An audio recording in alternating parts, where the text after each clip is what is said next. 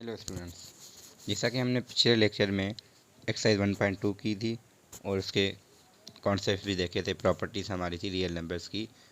आज हम 1.3 स्टार्ट कर रहे हैं, जो कि इतनी बड़ी नहीं है, तो हम ज़्यादा से ज़्यादा इसको जल्दी ख़त्म करने की कोशिश करेंगे। तो मैंने यहाँ पे पहले से क्वेश्चन लिख लिए हैं। तो टोटल 4 क्वेश्चन से हर किसी में से एक मैंने उठाया है। तो पहले क्वेश्चन में वो पूछ रहे हैं कि right the base and exponent. ठीक है, तो अगर मैं नाम लिख बताऊं कि इस एक्सरसाइज का क्या है, वो है रेडिकल्स एंड रेडिकेंट्स। तो नाम इतना सा है और अब हमें बताना है कि बेस क्या है और हमारी एक्सपोनेंट क्या है या इंडेक्स क्या है। ठीक है, तो मैंने यहाँ पे इंडेक्स लिखा है, वो एक्सपोनेंट भी कहते हैं हम उसको। तो यहाँ पे जो पहला पार्ट क्वेश्चन नंबर 1 का मैंने सेकंड पार्ट उठाया है, तो हमारा ये जो होगा ना, ये इसको हम बेस कहेंगे और ये हमारा एक्सपोनेंट कहेंगे हम इसको। ठीक है, तो क्वेश्चन नंबर 1 ईजी था। क्वेश्चन नंबर 2 भी हमें आइडेंटिफाई करना है कि रेडिकेंट क्या है और इंडेक्स क्या है। तो इंडेक्स हमारा होगा इस केस में, इंडेक्स हम लिखेंगे 5 और हमारा जो रेडिकेंट है ये रेडिकेंट होगा। तो समझने के लिए बस ये है कि जो रेडिकल में लिखा हुआ है ना, तो वो रेडिकेंट अंदर वाला रेडिकेंट जितना पावर हो, असल में ये क्या होता है, 1/, फॉर्म में होता है। ठीक है, तो हम इसको यहाँ पे आगे देखेंगे तो वो कैसे हम करते हैं। तो यहाँ पे जैसे ये है, अब इसको ट्रांसफॉर्म करना है एक एक्सपोनेंशियल फॉर्म में, तो हम लिखेंगे 64 की पावर पहले से 2 है। अब ये जितना ये होता है, इसको हम पढ़ते हैं क्यूब रूट ऑफ दिस। अब क्यूब रूट का मतलब क्या होता है, 1/3 पावर।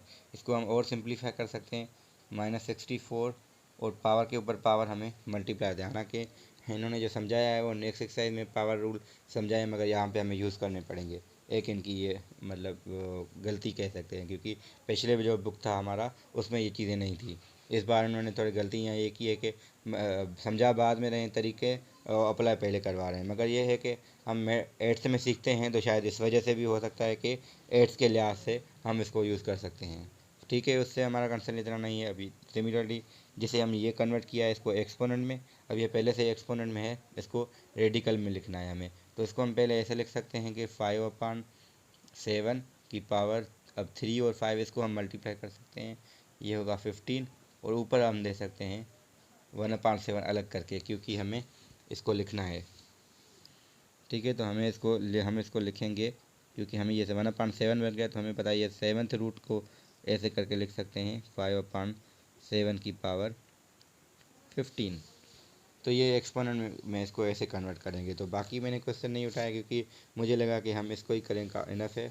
अगर आप देखें तो यहाँ पे जो क्वेश्चन नंबर 5 है, मतलब 4 का पार्ट 5 है, इसमें हम देख सकते हैं कि ये 11 ये कुछ भी है, मल्टीप्लाई करें अंदर वाले आपस में, ये होगा 5th रूट ऑफ दिस। अब भले मल्टीप्लाई की ज़रूरत भी नहीं है, बस डायरेक्टली 1/5 है तो 5th रूट लिखेंगे, जैसे 1/3 है तो क्यूब रूट लिखेंगे, जैसे ये पहले से 7th रूट है तो 7th रूट लिखेंगे 1/7। इसको हमने 1/7 में अलग करके लिखा है, यहाँ पे पहले से ही वो 1/7 था। तो ये इतना मुश्किल है नहीं, ताकि हम इसमें ज़्यादा टाइम वेस्ट करें। मगर ये समझ सकते हैं कि क्योंकि ये इम्पॉर्टेंट है आगे के लिए भी, क्योंकि ये बहुत काम आएंगी चीज़ें, मतलब एक्सपोनेंट में कन्वर्ट करना बार बार हमें रेडिकल वाले को यूज़ करना पड़ेगा, क्योंकि सिंप्लीफिकेशन आगे आगे इसी पे ही डिपेंड कर रही हैं। ठीक है, मतलब इम्पॉर्टेंट है मगर इतना डिफ़िकल्ट नहीं है। तो एक्सरसाइज छोटी है, तो हमने कहा इतना इस पर टाइम वेस्ट नहीं कर दे, क्योंकि आगे हम जब करेंगे इसको बार बार यूज़ करेंगे, तो हम उस पर भी हमारा टाइम लगेगा उस पर।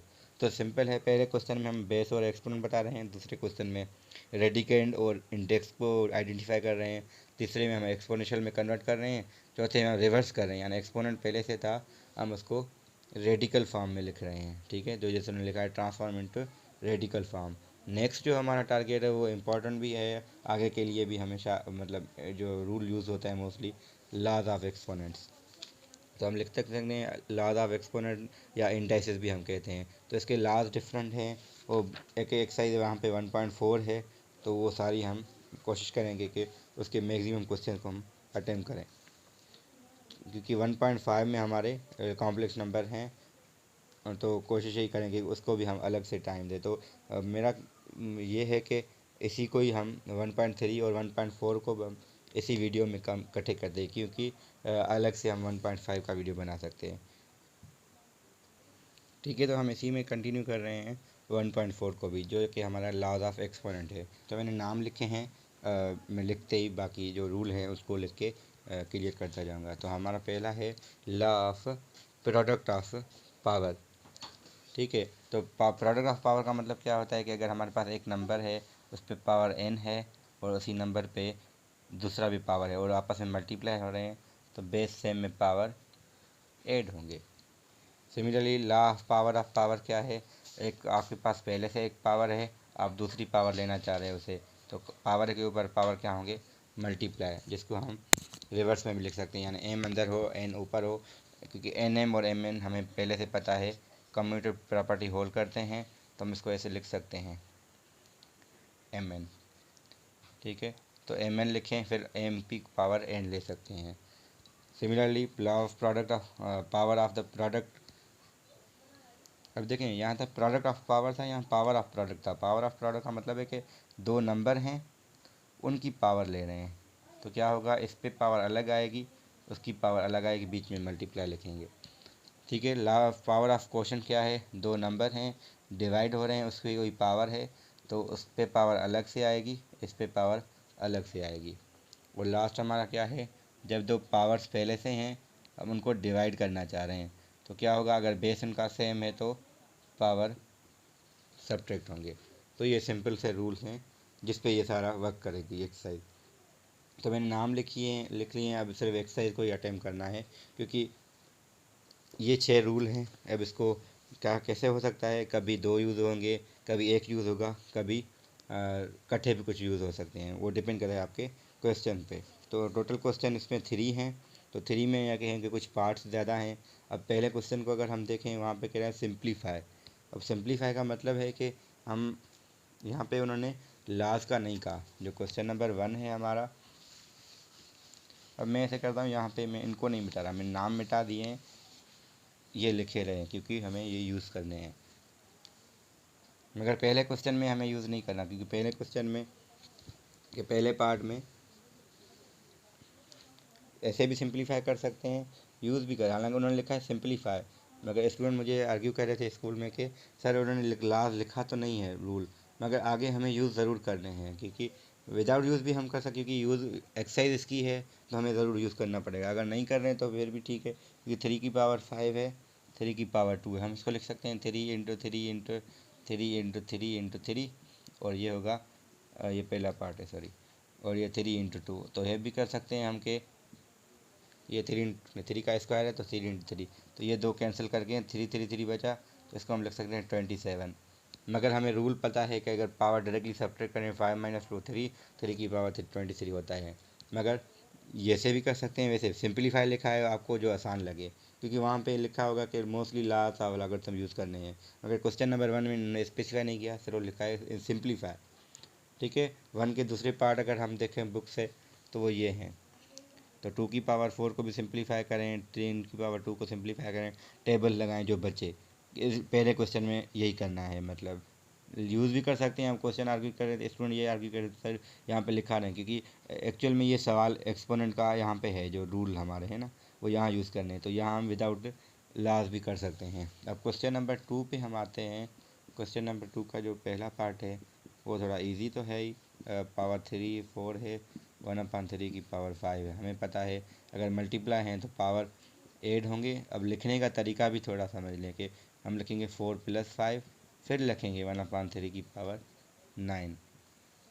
ठीक है, तो हम ये रूल डायरेक्टली 9 नहीं लिखेंगे, पहले ये स्टेप लिख के फिर हम करेंगे। तो मल्टीप्लाई में पावर ऐड करेंगे, डिवाइड में पावर सब्ट्रैक्ट करेंगे, तो ये सारे रूल हमें यूज़ करने हैं। अब जो मैं क्वेश्चन अटेम्प्ट करना चाह रहा हूँ वो थोड़ा टफ हो, ताकि आपको थोड़ा क्लियर आइडिया हो जाए कि हम एक्चुअल में यूज़ कैसे करेंगे।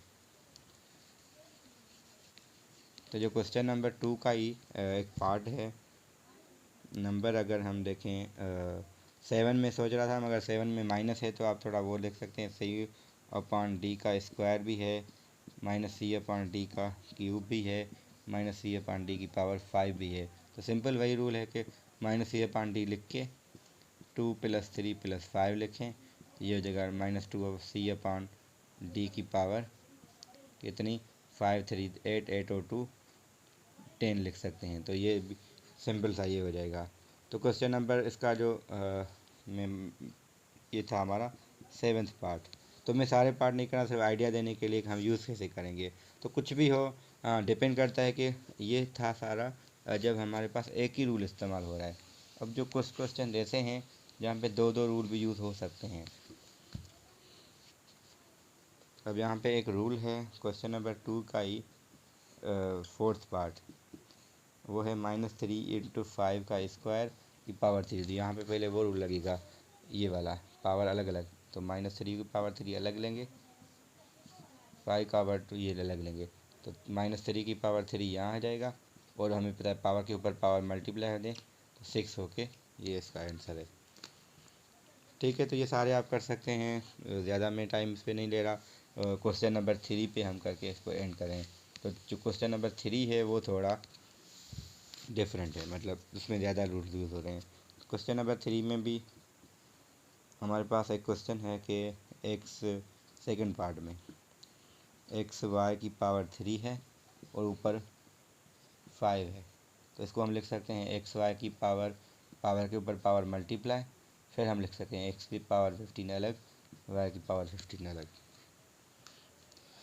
ऐसे ही पार्ट 3 है, पार्ट 4, 5, ये सारे ऐसे ही हैं। अब क्वेश्चन नंबर में इसी के पार्ट 7 करके इस एक्सरसाइज को भी एंड कर रहा हूँ।